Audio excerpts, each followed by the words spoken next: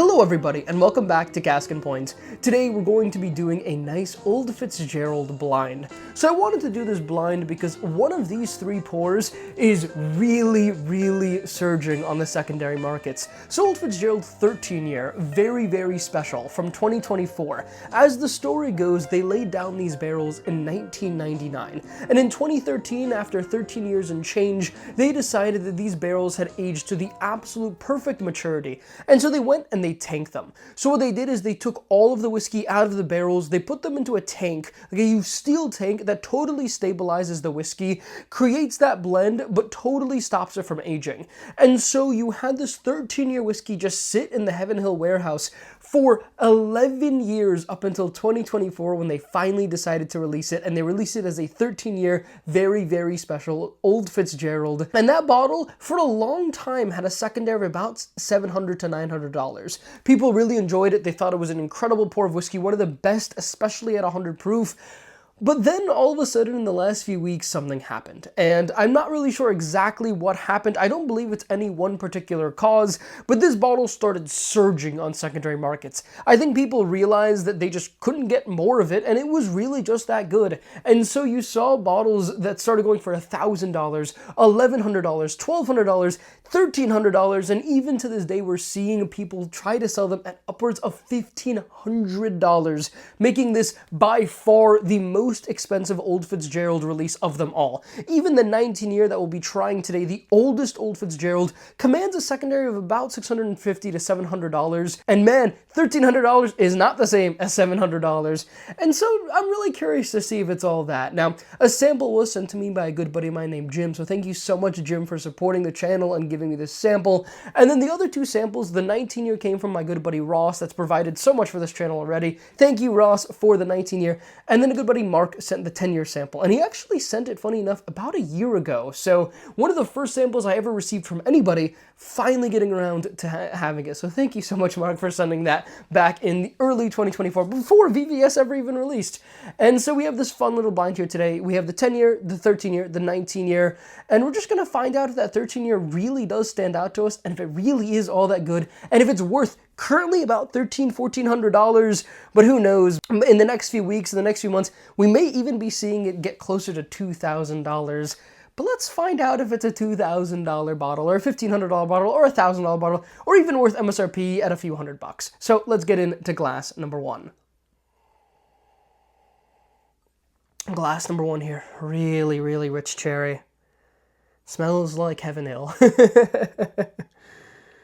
So Old Fitzgerald, they started in 2018, and they've had about 13, 14 releases so far, so they've ranged between 8 years at the youngest, and then 19 years at the oldest, and a lot of 10 years and 11 years. Wow, this is really rich. A lot of oak on this one, a lot of vanilla. Wow, I mean, there's just a lot going on there. Really strong cherry, though, and a very typical Kentucky cherry on this. Your very typical Heaven Hill. I mean, this smells like good Heaven Hill. Does it smell like great Heaven Hill? That's the question. I don't know, but it's very good. Let's take a sip.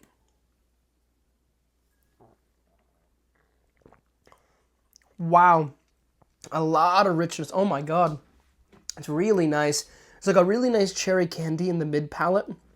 It started with a lot of oak and a lot of vanilla, opened up into this really rich cherry candy, became much sweeter than I was expecting, and then towards the late palate got back into that oak and that vanilla. The finish isn't particularly long, but that was the first sip, so maybe I'll take a second sip here and we'll see.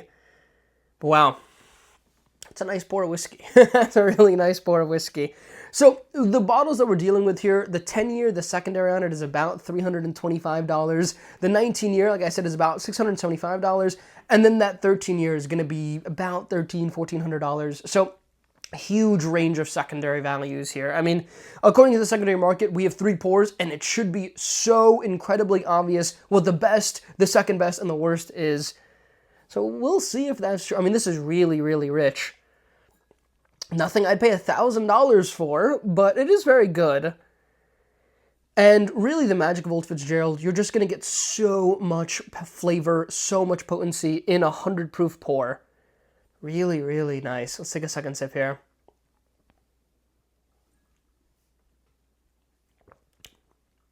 Wow, a little bit more oak on that sip, but still very good, very rich, very cherry forward. I'll be honest, that doesn't taste 19 years old to me. Also doesn't taste like $1,300 to me, so I'm going to just go ahead and assume that that's the 10-year so far. I have no idea, and I'm not going to take any guesses. I'm not that familiar with these whiskeys. My guesses wouldn't mean anything anyways. But we'll come back to that. We're going to try everything else. It was solid. I think it was low 8s. I don't think it was anything absolutely spectacular, but I think it was really, really delicious. And if it's a 10-year, probably worth about $200, $300. But let's go on to glass number 2. Wow, this one's a lot more vanilla forward. Oh man, really, really rich, nice oak on this one. Wow. It doesn't actually smell all that much older than pour number 1, but it smells a lot more refined. That's really interesting. It's very similar flavor profile. It's just so much more vanilla extract on this pour. And to me, vanilla extract just yells old. Like when I think of older whiskeys, and that could just be because, you know, I've tried a few Weller squat bottles and they were also vanilla extract forward to me, that now whenever I have that kind of vanilla extract, I just think like, oh, 2015 Weller 107, 2008 Weller 107, and all this stuff. And this is really, really nice though. I mean, this is very delicious. Very similar flavor profile to the last one. Very vanilla extract forward. But beyond that, you have the cherry and the oak and the spice. More typical Kentucky Heaven Hill flavor notes here. Let's take a sip.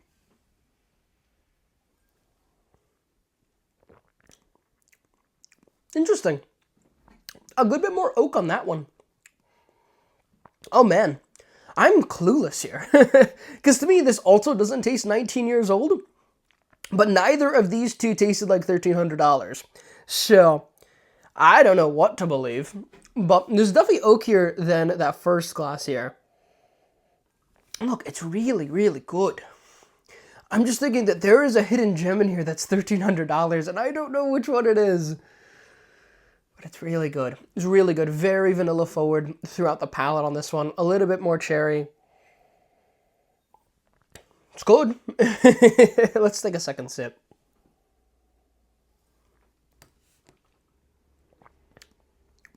Yeah, I don't know if I like that one as much as the first one, actually. There's a good bit more oak on that and a good lot more vanilla on that. So much more vanilla on that. I mean, how many times can I say vanilla? There's tons and tons of vanilla on this pour. But I don't know if it's all that much better than the first one. Because the finish is a bit shorter, which is funky. I mean, these are all going to be 100 proof. They're all bottled in bond. If you're not familiar with bottled in bond, it is the namesake of my second tier, my recommended tier in my Patreon. And obviously the Bourbon Bill of 1897, the most important bill in bourbon history, where it signified that a bottle that's been aged for at least 4 years is exactly 100 proof. All the grains were grown in a single season, and a bunch of other particular specifications can be called bottled in bond. And it was really a great differentiation between basically just weird swill that people mixed and called bourbon, and really actually good bourbon that people can now put bottled in bond on, and it was a great signal for what bottled in bond was. And Old Fitzgerald has long been that kind of label to really pay homage to that bottled in bond. And when Heaven Hill took over the brand, they were a bit lackluster for a few years, but then in 2018, when they really brought it back with these really cool decanters that hopefully one day I'll be able to get my hands on a decanter, they've continued doing it as bottled in bond. So 19-year bottled in bond, basically as old as a bottled in bond that I've ever seen. I don't know if I've ever seen one that's older than that. But anyways, this is really nice. It's different from the first glass. It's not that much better. Let's go on to glass number 3.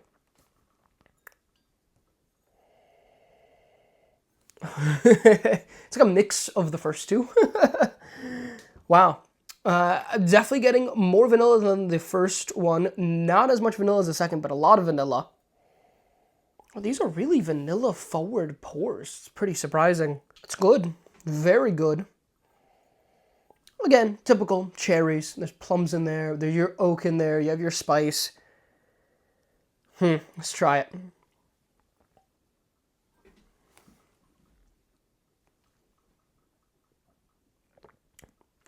Wow. Oh, wow. There's a nice kick to that one. Wow. A good oak richness on that. Good fruit on that. Wow, this is interesting. These are all surprisingly close, and I didn't expect them to be this close. And we're looking at one of these whiskeys is 19 years old. None of these taste 19 years old to me. None of these taste even close to 19 years old to me. And not a single one jumps out as being worth $1,300. So, I don't know. This is weird. This is really, really weird. I don't know what anything is, so I'm not going to think about it, and we're just going to give tasting notes, and we're going to give ratings, and then at the end we'll get to find out what we're having. But man, I am just shocked here. I was expecting one to be really oaky, and then the other two, one would just really stand above the other, and that's not what we have here. We have three pours that are surprisingly similar, which is good. I mean, one of them is $300, so that one is definitely the best value. I'll say that right now. It's not even close. And it's the 10-year from 2023, for those wondering. So it's the spring 2023 release. I know 2024 also had a 10-year. This is the 2023. Wow. And it's just nice. Let's take a second sip here.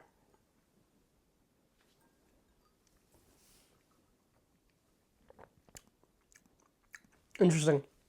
Interesting. Definitely got a lot of oak on that one.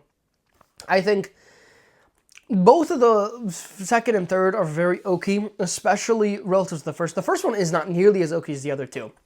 And so, I don't know, maybe that's the 10-year. I have no idea.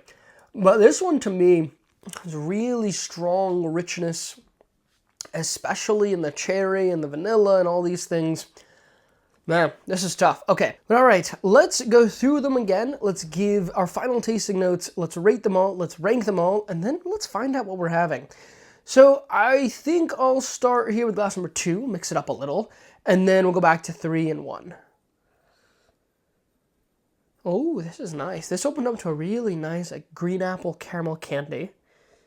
Oh, that's really nice, actually.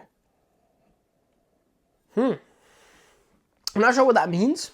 I'm not sure if that indicates that this is the 10-year or the 19-year or whatever the heck, but it's good. Let's try it.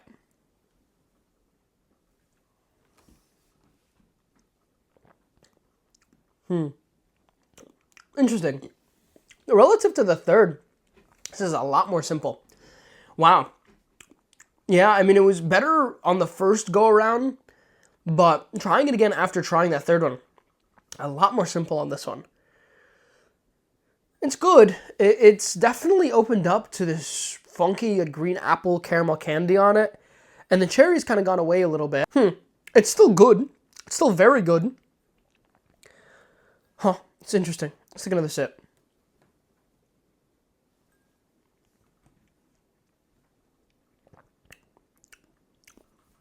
Yeah, I don't know.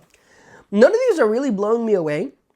Like, good old Parker's Double Barrel Blend here was just a much better pour to me than any of these Old Fits. But these are good. I mean, they're all really good. But man, I don't know. That Double Barrel Blend is killing these. It's not even close.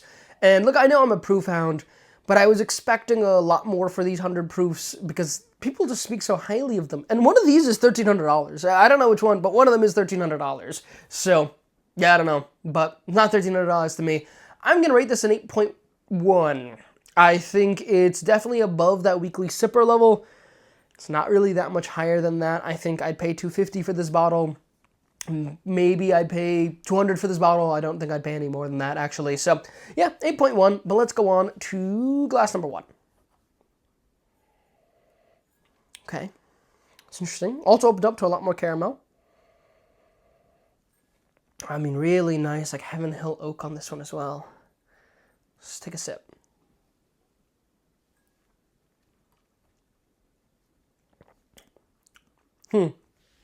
That's interesting. That one's a lot oakier on the second run around. Which doesn't make any sense because the first run around I said these two were really oaky. Then on the second run around, that one wasn't nearly as oaky. And then glass number 1 is much more oaky. So, I don't know what the 19-year is. I'm leaning towards it being glass number 1 right now just because of that oak. But man, I have no idea what these are. And they're not as different as I thought they should be. But let's take a second sip here and let's give it a rating.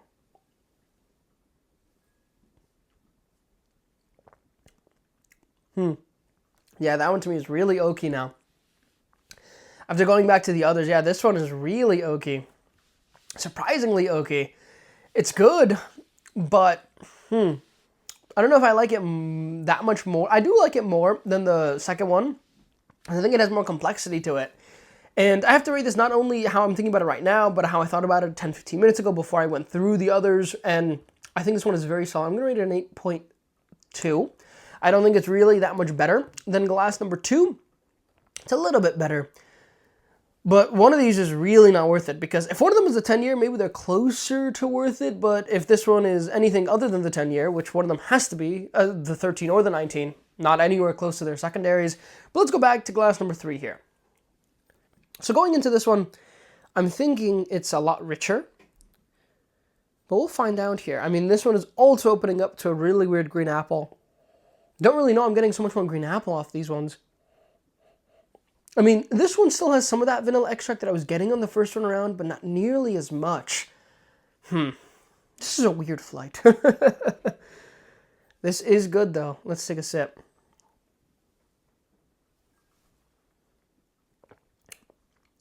Yeah, I mean, that's more robust than the others. And the fruitiness has really stayed throughout. Really getting a nice, rich cherry throughout the mid-palate on that one. It's not that good. I like Parker's DBB more than any of these by a good bit, but they're still good. Like, I think if you're much more of a fan of that 100 proof whiskey, if you don't really like anything above 120, 130, there really aren't that many whiskeys out there. They're going to rate this highly at 100 proof. These are good. I mean, these are really, really good. I'll take one small sip here, give it a rating, and then let's find out what the hell we're having.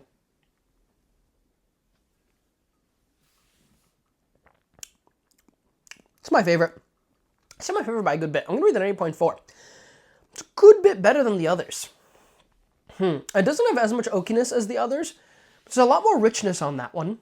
It kind of tastes like 1999. I don't know. Maybe that's the VVS. I don't know. But okay, let's find out what the heck we're having. So we're just going to have to check the bottom of the glasses here. So let's check glass number 2 first. It's the 10-year. Okay. So 10-year was worst. Okay. Fair. Cool.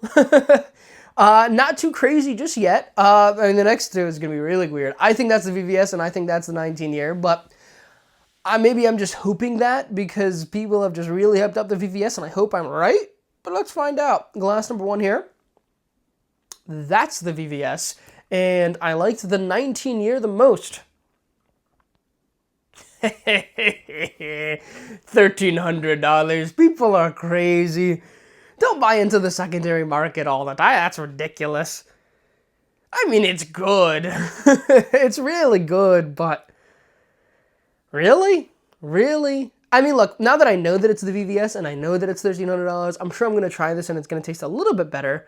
And I'll be honest, the reason why I haven't been a super big fan of blinds is because I think if the knowledge of something is supposed to be good or have certain flavor notes improves the actual experience of drinking that whiskey, I mean, we're all about having the best experiences of whiskey, right? So I don't really think that, like, if I knew that this was a 13-year and therefore it is drinking better than the others, I think that's okay. But it didn't win the blind. And I don't know, maybe I'm the minority saying the 19-year is better. And look, I mean, this is really the first time I've sat with these whiskeys. I have had the 13-year before, but it was brief and I really loved it. But this is the first time I've really put it up against real competition, and I don't know.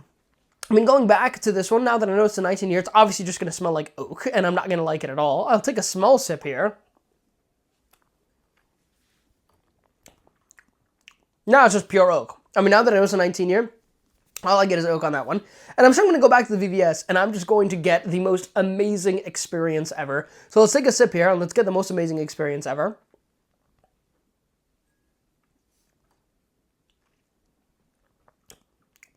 Wow. And there's a lot of richness on that. Like, I'll be honest, it is good. They're both good.